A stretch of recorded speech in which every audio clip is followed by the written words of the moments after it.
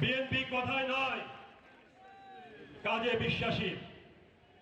অতীতে আপনারা দেখেছেন অনেক সরকার অনেক প্রতিশ্রুতি দিয়েছিল।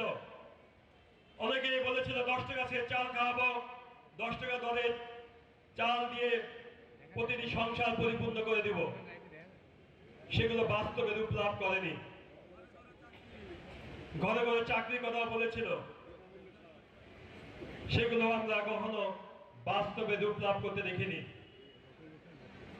এখানে এই ফ্যামিলি কার্ড যেভাবে আজকে এই পর্যায়ে এসেছে, আমাদের এখানে দুইজন বিশিষ্ট ব্যক্তির কথা না বললে নয়, যারা প্রথম থেকেই এ পর্যন্ত ফ্যামিলি কার্ড কিভাবে এখানে এসেছে সেটা তারা যেভাবে বলেছেন, আমার ধারণা আমাদের সাংবাদিক ভাইরা সহ সবাই বুঝতে পেরেছেন অতীতের মতো মুখ দেখে দল দেখে কার্ড দেওয়া এখানে হয়নি।